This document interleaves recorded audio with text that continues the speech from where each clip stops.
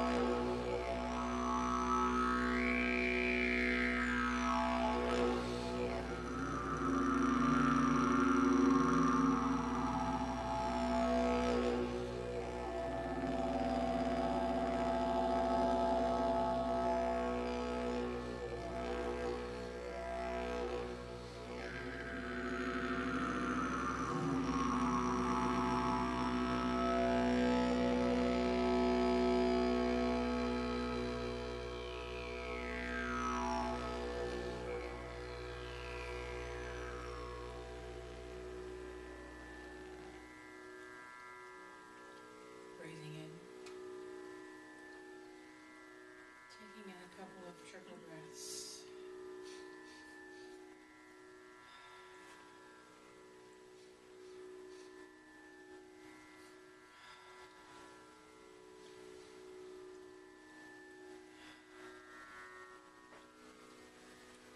Feel your spine arching just a little bit, which opens up your chest and your heart chakra.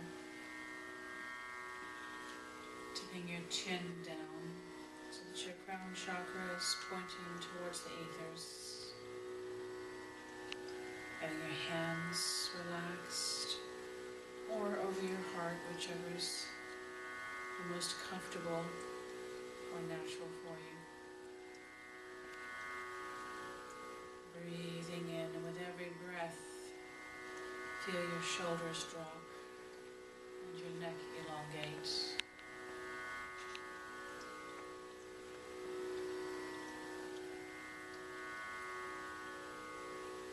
Feeling yourself relax, taking in more breaths, just relaxing.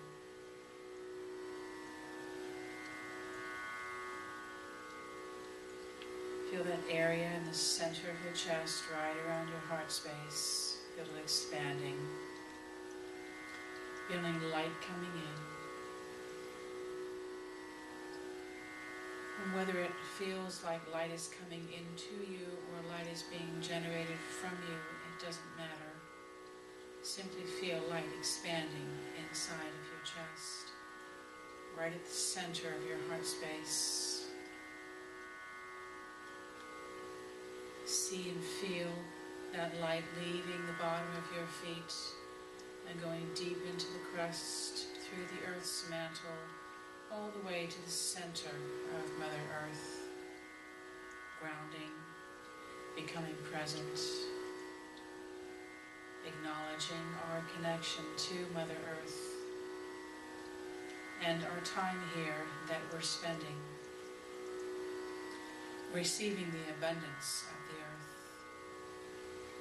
recognizing and being in gratitude and appreciation for the air we breathe, the water we drink, the food we eat, the clothes we wear, and the shelter over our head, knowing that everything we need comes from Mother Earth, and that indeed we live in a paradise of abundance, should we simply choose to have that perspective. Feeling your energy connecting to the center of the earth. Now sense it coming all the way back up into the bottom of your feet, up to your heart space, and continuing to rise up to your neck and your head and out of your crown chakra, leaving the roof of this building into the Earth's atmosphere, into our star system, and then beyond into all the other further reaching galaxies of all that is, knowing that your energy reaches no limits. And recognize how our simultaneous existence here on Earth is also in the ethers. We are the bridge, we are the yin and the yang, we are that which connects heaven and earth.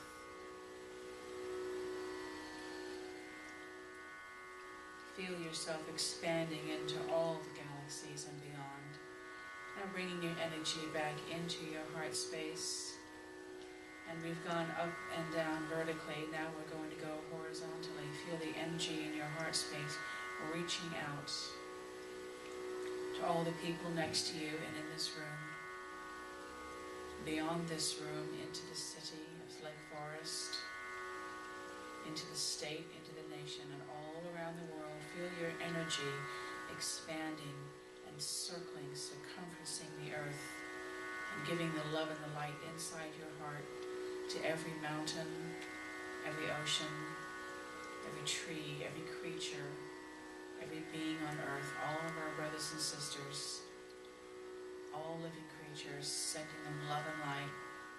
And now seeing the spherical energy of how you expand 360 degrees in all directions, all throughout all atmospheres, time and space. and indeed you exist in a non-linear aspect. And we exist in multiple paradigms. We are not linear, finite beings. We are abstract, unlimited beings, existing in all time and space, all dimensions, all frequencies. We are divine aspects of the energy of all that is.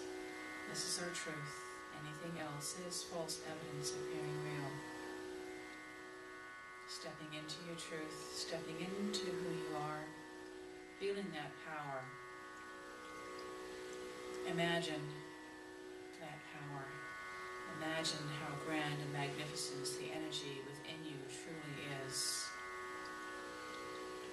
And set the intention to acknowledge this and be with it.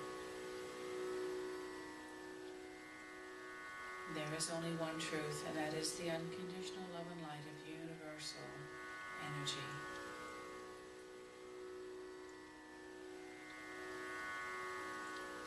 Bringing yourself back present while at the same time maintaining this expanded state of being. This is your true self. As you practice this, so do you maintain it in perpetuity. Breathing into your heart, putting a smile on your face, wiggling your fingers and toes, and coming back to the room and gently, gracefully opening your eyes.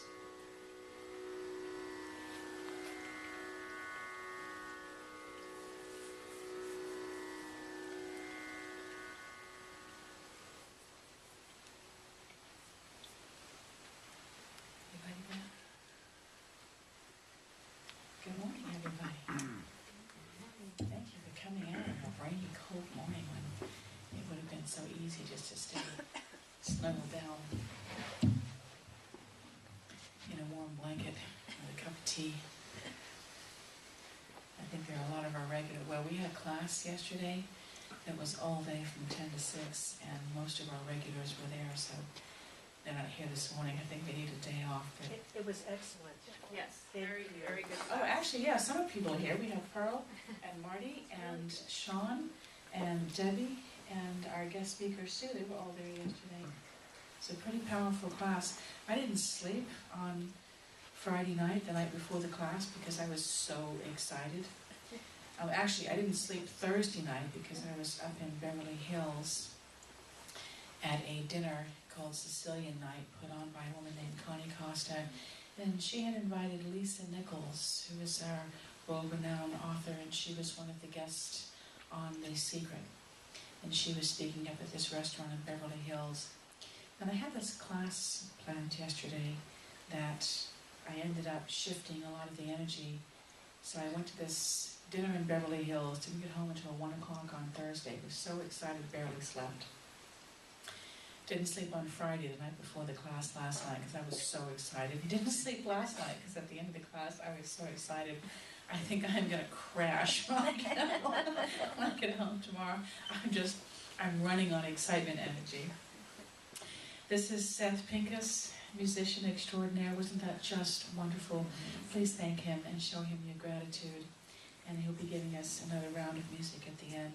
Seth is a wonderful, heartfelt, and genuine sound healer. And if you are interested in having a session with him, he does them by donation basis, so please come see Seth afterwards.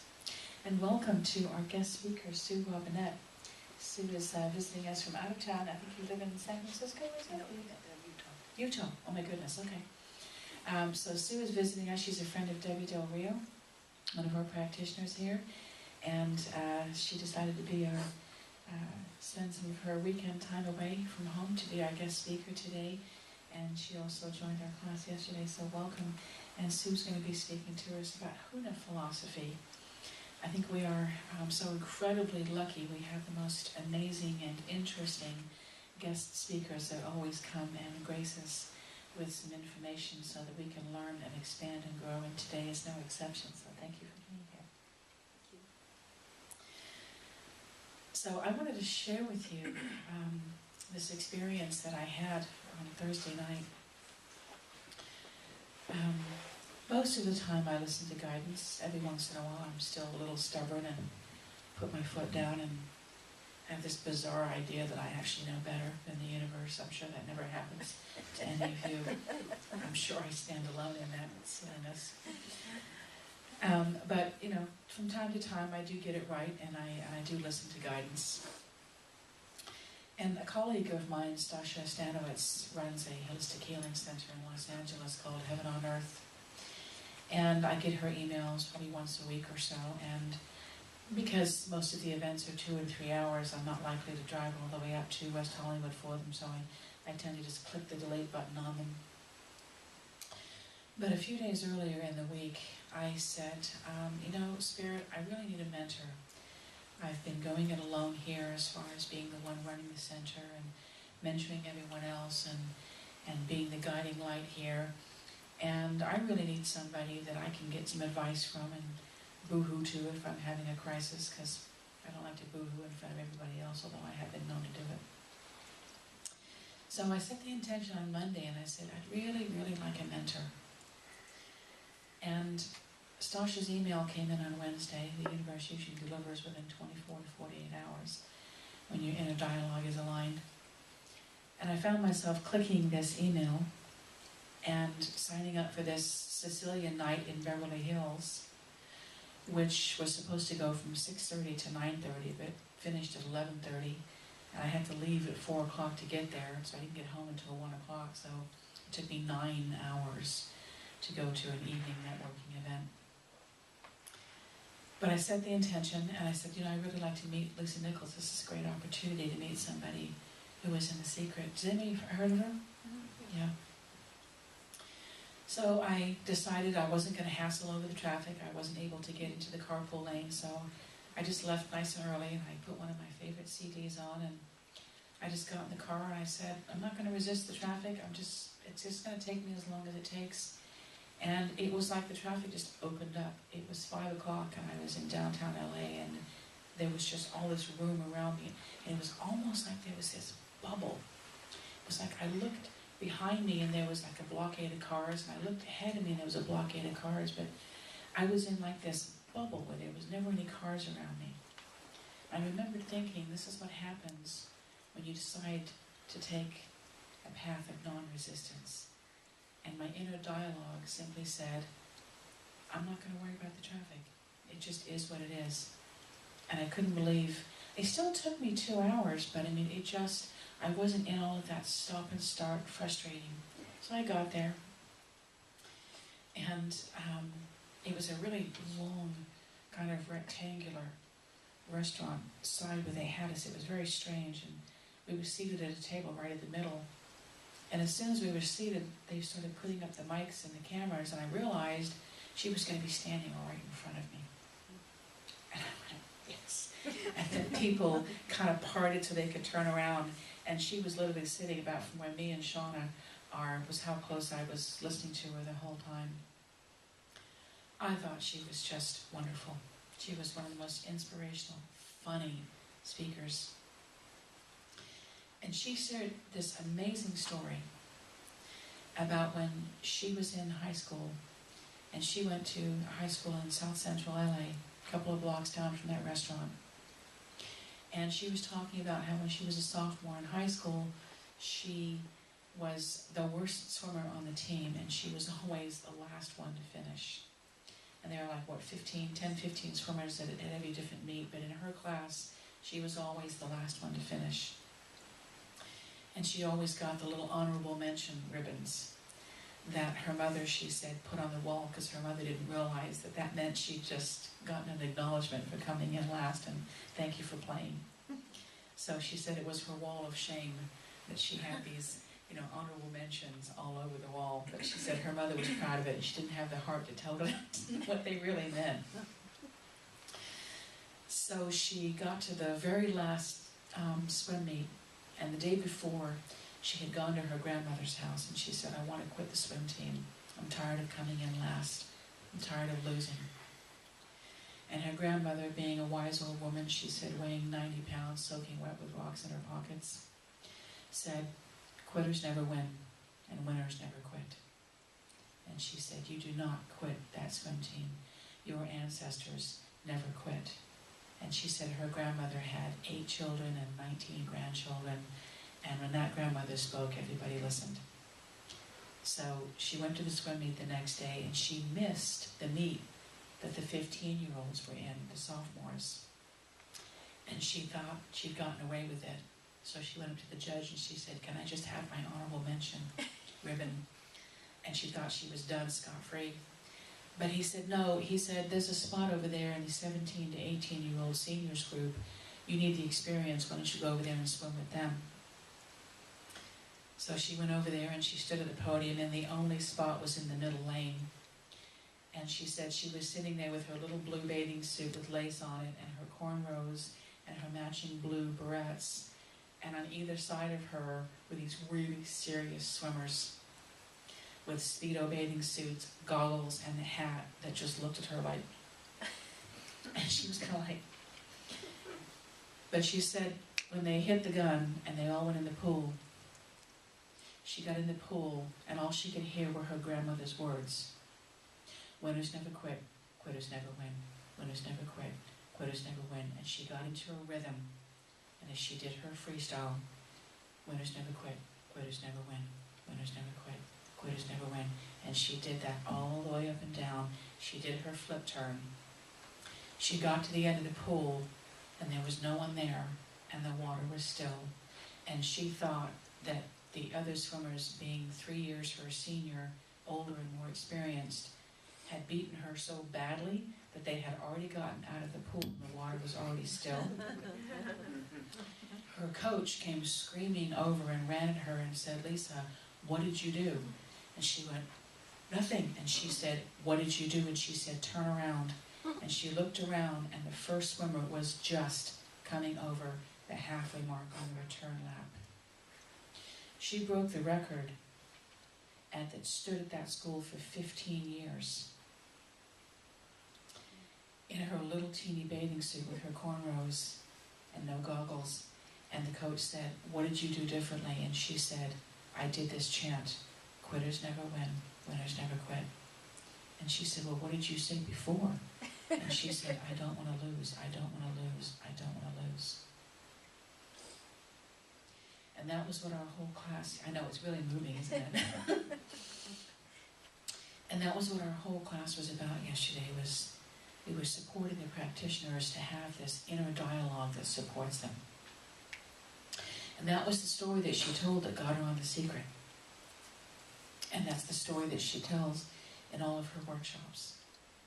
And it wasn't just the mantra of quitters never win, winners never quit. It was that she changed her inner dialogue, and she broke the record.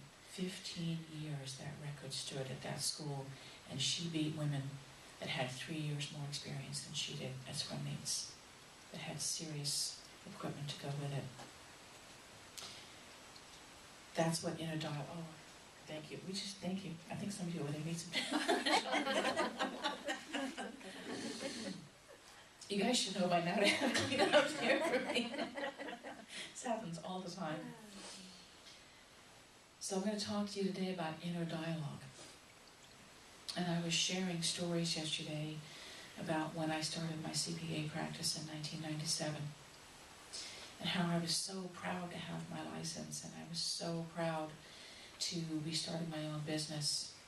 And my inner dialogue never had anything other than, I have a license, I can do this, I'm intelligent, I'm capable, and the clients just came in, and I was a single mom working out of my living room, and I supported myself in a nice house in Irvine, and I bought a new car, and I went on vacation.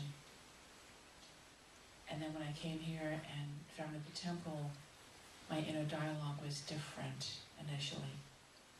And it was, what have I done? Oh, am I crazy? I've opened a metaphysical church in the middle of Republican Orange County during an economic crisis. I must be out of my mind. It's going to take me years to get this going. I'm going to be doing this all alone. I'll never compete with all the other big centers out there.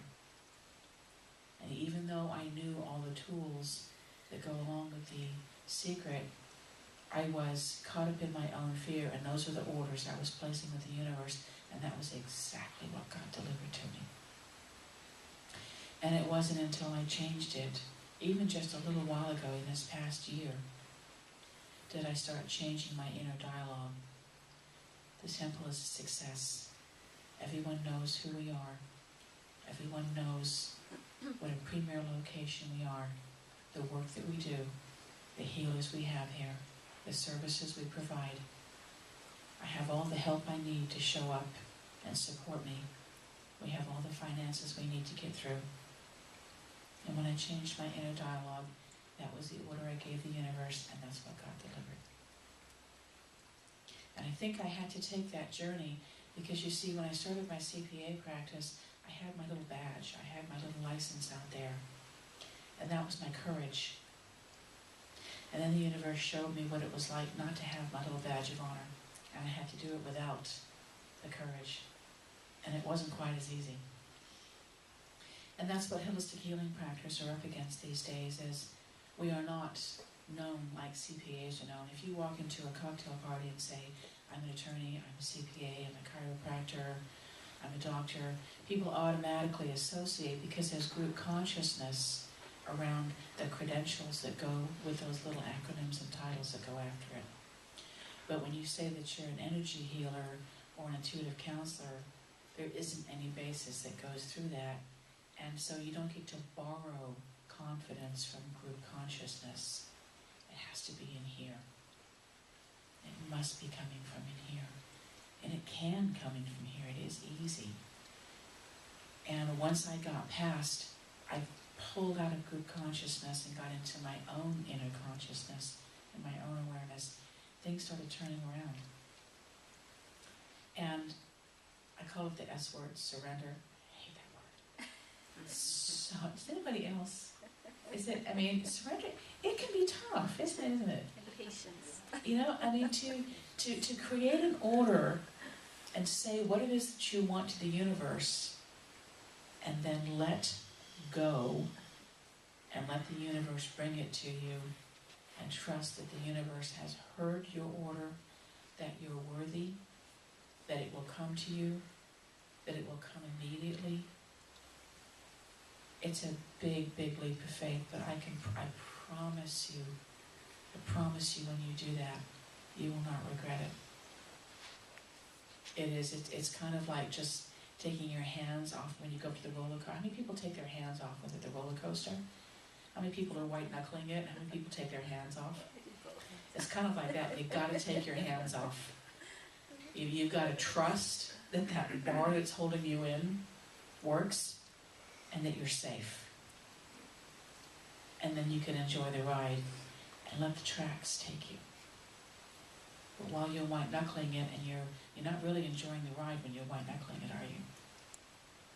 I still white knuckle it over bridges, but I've learned to let go on roller coasters. Except for the one in Las Vegas in New York. It does a twirly thing, a corkscrew. I will never get on that one again. I can handle up and down and fast and sideways, but that corkscrew one, I was shaken up for a half an hour afterwards. I will never get on that one again. Has anybody been on that one? It's you have to have a really intact stomach to be able to get on that one. So there are some rides you don't have to take, but take the ride of your life. Let go, place the order, buy your ticket, get on the roller coaster, get in there, do the work. During the climb, you got to do the work. You can't just say, I want $1 million, and then sit back and read a Harry Potter book and a cup of tea and expect it to walk in your front door. You got to do the work. But do the work that the universe guides you to do. And I love this expression. One of the other speakers